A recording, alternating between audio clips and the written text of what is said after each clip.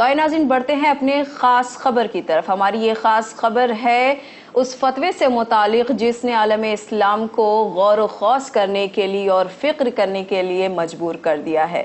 جی ہاں ناظرین، ہم بات کر رہے ہیں مصر کے الازہر کے مفتی و عالم ڈاکٹر الطیب کے دیے گئے فتوے کے متعلق، جنہوں نے اس فتوے میں شیعہ اور سنی حضرات کے درمیان پیدا ہونے والی غلط فہمیوں کے نہایت ہی امن اور صبر کے ساتھ تمام جوابات دیے ہیں۔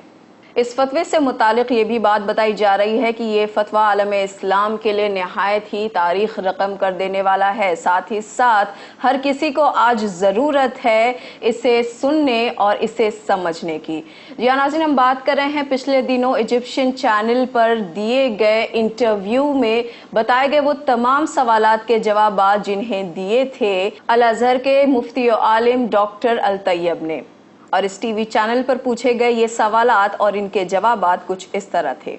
پہلا سوال، آپ کے مطابق کیا شیعہ عقائد میں کوئی پریشانی نہیں ہے؟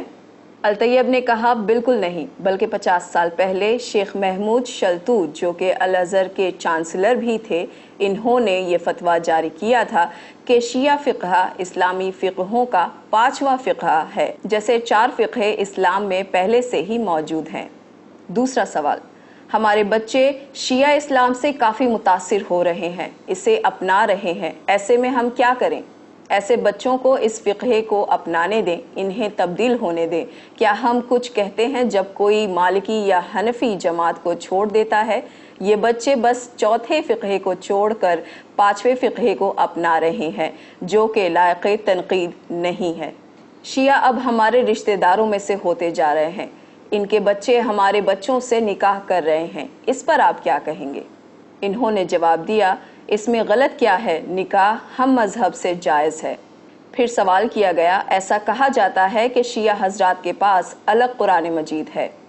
اس پر انہوں نے جواب دیا، یہ تمام دقیانوسی باتیں ہیں اور غلط فہمیاں ہیں، اور نہ ہی ان کا قرآن ہم سے الگ ہے، اور نہ ہی ان قرآن کی سورہ الگ ہیں ہماری قرآنی سوروں سے۔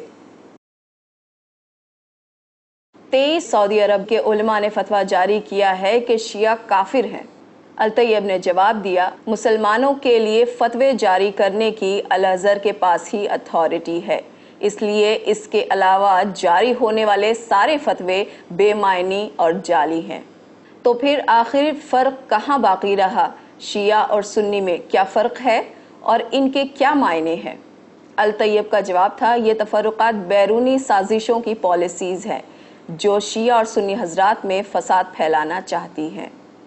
ان کا اگلا سوال، میرے پاس نہایت سنجیدہ سوال ہے، اور وہ یہ کہ شیعہ حضرات ابو بکر اور عمر کو نہیں مانتے، تو پھر آپ کیسے کہہ سکتے ہیں کہ یہ مسلمان ہیں؟ الطیب نے جواب دیا، ہاں یہ حضرات نہیں مانتے، پر کیا ابو بکر اور عمر کو ماننا اسلامی قوانین میں شامل ہے؟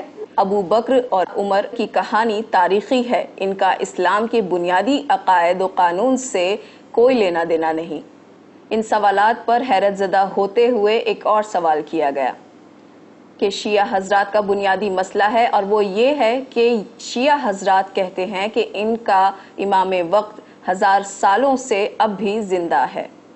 الطیب نے جواب دیا، ہو سکتا ہے کہ وہ زندہ ہوں، کیوں، کیا یہ ممکن نہیں ہے؟ پر یہ کوئی ضروری نہیں ہے کہ ہم سنی حضرات بھی ان کی طرح اس پر عقیدہ رکھیں۔ آخر میں ان سے سوال کیا گیا، امام محمد تقی علیہ السلام کے حوالے سے رپورٹر نے پوچھا کہ شیعہ حضرات کا یہ بھی ماننا ہے کہ ان کے ایک امام کو امامت 8ویں سال میں ملی، کیا یہ ممکن ہے کہ 8 سال کے بچے کو امامت ملے؟ الطیب نے جواب دیا کہ اگر ایک نومولود بچہ نبی بن سکتا ہے جسے ہم نبی عیسیٰ کے نام سے جانتے ہیں، تو ایک 8 سال کے بچے کا امام بننا کیا مشکل و ناممکن ہے؟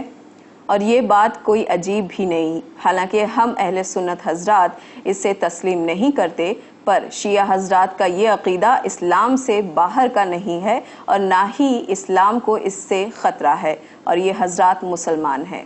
اور اس طرح الازہر کے مفتی و عالم نے ان تمام جوابات کے ساتھ یہ ثابت کر دیا کہ اسلام میں صبر و تحمل اب بھی باقی ہے، اور اس میں اتحاد دنیا کے سامنے لانا نہایت ہی ضروری ہے۔